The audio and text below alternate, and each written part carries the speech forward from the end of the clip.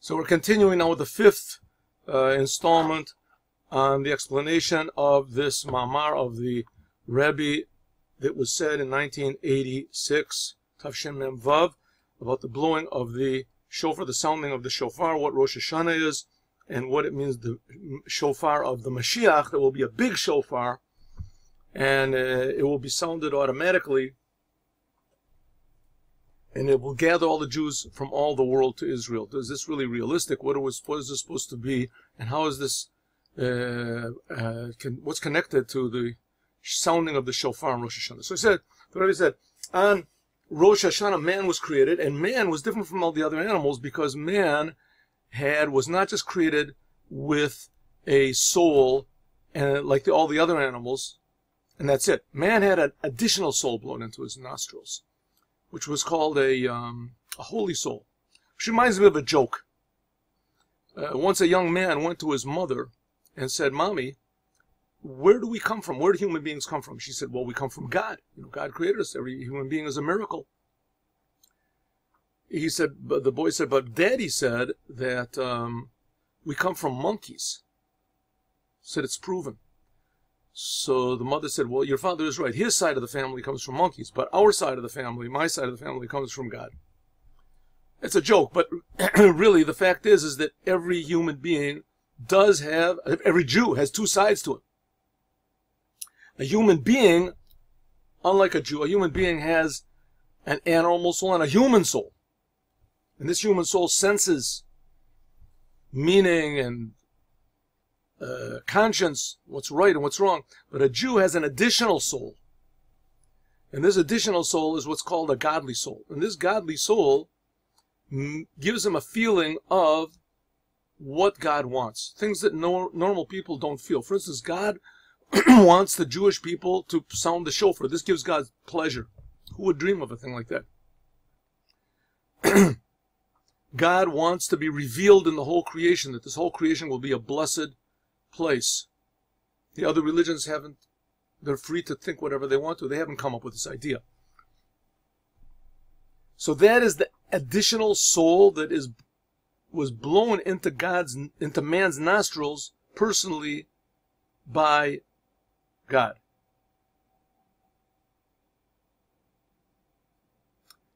Okay, we still have a question about why does it say in our prayers that this is the first day of creation? On the other hand, we say it's the memory of the first day of creation. So we'll see. It says, the godly soul is something like a son with a father. That's why the Jewish people are called the sons of God. But it's something even deeper. It's something deeper that has no comparison whatsoever. It is the Jewish souls were carved out in the essence of God before God created the world. Long before God created the world. In fact, everyone's souls were, but when Adam ate from the tree, things changed. Ha'al yedei, by means of, ha'adam, a person, nif'al al yedei zer, that is caused by means of this, gam b'kol abriya, in the whole creation, tehina yedua da'amitit mitziusa, because it's known that the true existence, shel hayesh, of this physical world, hanivra, this created world, who is yesh amiti. God is the true and only existence. And God creates all of the worlds, all the spiritual worlds. Which world is closer to God? The spiritual worlds. But somehow or other, this physical world has a deeper connection to the essence of God than all the spiritual worlds do. That's why it says that all the spiritual worlds, they are something like what you would expect God to be. They're spiritual. That's why all the other religions, they worship the spiritual. But Judaism, the first holiday of Judaism is Rosh HaShanna, when God created the physical world, because the physical world, physicality, cannot be created by any spiritual force. It can be created only by God Himself. Tehina Yudu, it's known. Shamitit Mitziusa, that the true existence, Shela Yesha Nivra, of this created existence, is Yesh Emiti, is God's true existence. Kamavur, like it's explained by Biuri HaZohar, like it's explained in one of the books written by the first Rebbe of Chabad. Fa'al Yedein, by means of Avodat Adam, by means of the service of man, The gam et olam, that the whole world, natan belibo shel adam, was put in the heart of man. Nimshach, this is drawn begiloi, in a revealed way. In other words, a lot of people think that this world is just sort of like a testing ground, and it's not really real. The whole thing is a big illusion, and it's better that it shouldn't be here. And hence we have all these religions that they shun this world, and they think the main thing is to go to heaven, and they're willing even to destroy the world, or at least to ignore it totally. Judaism says no. This world is the most precious place to God. Here is where God wants to be revealed. Only here can the essence of God be revealed. Why? Because this world is totally unlike God. It's not a thing that we understand. In the upper world, you think maybe you can understand God. He's very spiritual. This world, we understand that we do not understand at all. Why would God want to create 25 trillion blades of grass? And each one has the xylums and the phloems, whatever it is. And each bug has a respiratory system and a circulatory system, billions, trillions, fish. Why does each one, being created by God, with all this tremendous complication, why? The answer is God is not like us. But to reveal this, to see this, this is only going to come in the days of the Messiah. We'll see the miracle of this day, al yedei by means of this, by revealing the Creator in the creation. Nishalma is completed, kavanat, the whole intention of the creation. The nit'ava kodesh baruch hu, the God wants, liot lo dir b'tachtonim, the God wants to have a dwelling in this world. And what happens when God is revealed in this world? People will feel even a greater obligation to do good, because there's no end to good. That's what it means. That's what it means. Today is the beginning of your deeds, God. Even though today we're talking about the day of Rosh HaShanah, is not the beginning. This is the end. This is the 6th day of creation, not the first day. But in our prayers we say this is the first day of creation. Why? Yom, Rosh HaShanah, because the day of Rosh HaShanah. Yom, the day. Bro Adam Arishon, when man was created, who is Techilat, the beginning, Kol HaMaasim, of all of the deeds. Lo rak Yisrael, not only of the Jewish people, this is the beginning of our commandments. No. Ela Kol HaMaasim, the whole physical world. Domim, Sameach, Chai, this is the abbreviation. Domim means mineral. Someach, plant. Chai, animal. Umot Olam, all of humanity, the nations of the world.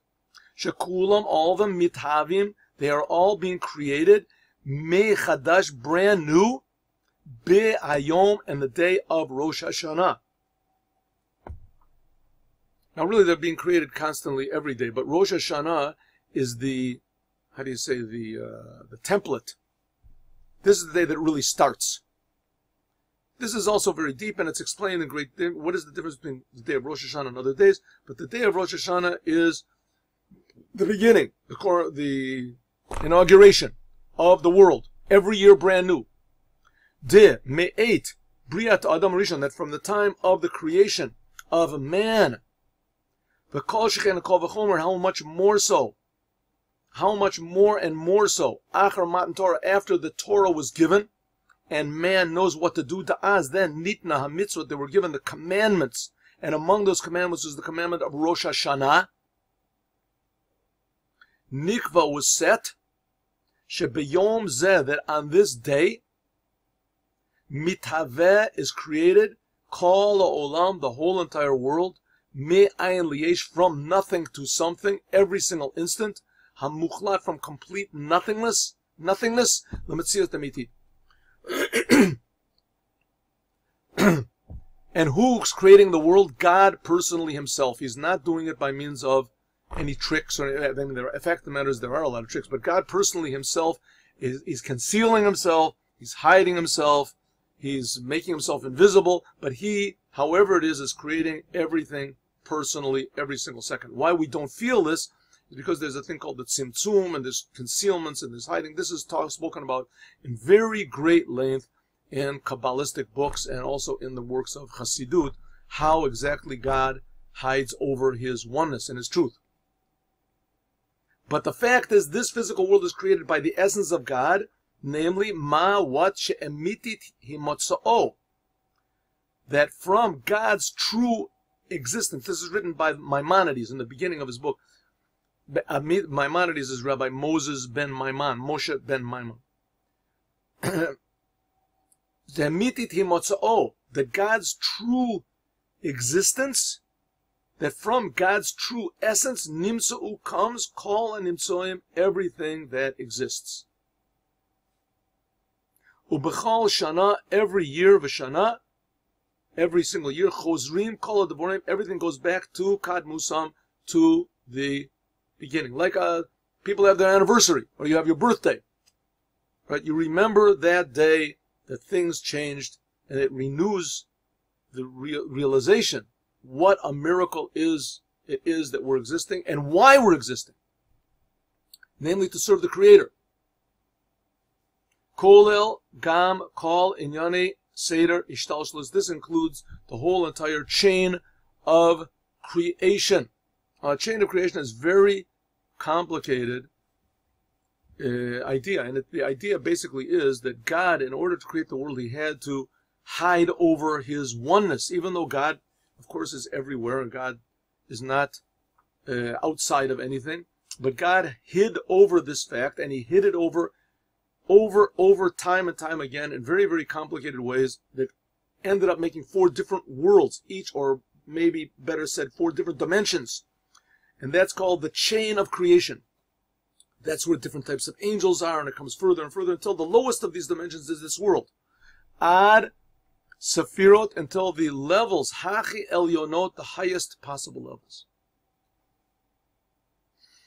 So everything goes back to its source on Rosh HaShanna. God decides brand new. It's like the end of the year. God takes inventory, and he decides, should I continue creating the world or not, or how should I do it? Like the end of the year inventory on a factory. If the owner of the factory realizes he's losing money, so he might consider, God forbid, closing the whole thing down. God might consider closing the whole world down, even though he won't do that. It says from the time of the flood, he won't. Afilu, even habechinot shelifnei atzimtzum, even the levels of godliness which are before this first contraction, when God was just deciding, so to speak. Kamavur b'kama drushim, like it's explained in a lot of places. Kulam, everything, chozrim, on Rosh Hashanah, everything goes back, lekadmutam, to their original state. Ad la'atzmot, to the God's essence. On Rosh Hashanah, we are appealing to God's essence. Please create the world. Maybe we messed the whole thing up last year, but this year we'll do it better. And for a proof, here I'm blowing the shofar. God, you're the king. The whole year I thought I was the king, and now I realize I made a big mistake, and you are the king. Blowing the shofar. Everything goes back to the essence of God.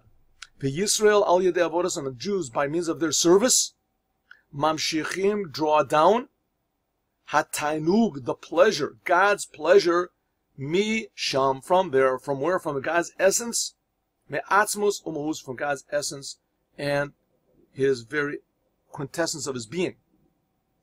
B'chol seder shtalsos, and we affect the whole entire chain of creation, all the angels, all the powers, all the levels, all the revelations, the different worlds are all blessed by what we do here in this physical world.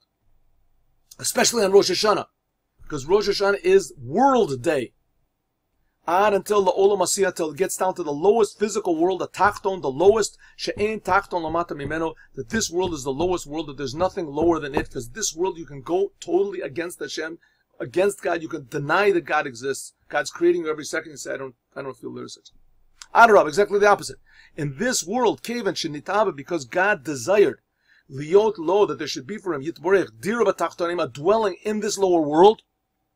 But Tachton, Shein Tachton Lamata Mimeno, in the lower world, there's nothing lower than it. In this world, with all of its troubles, and all of its difficulties, all of its disappointments, and its frustrations, and anxieties, we don't have to go into the long list of pain and suffering that the Jewish people have suffered, and that the whole world is suffering. Specifically in this world, God wants to be revealed his blessings. Hari Bezeh, Davka, this is God's pleasure. When a person forgets about all of the physicality, takes the shofar and says, God, you are the king, it gives God pleasure, as we'll talk about next time.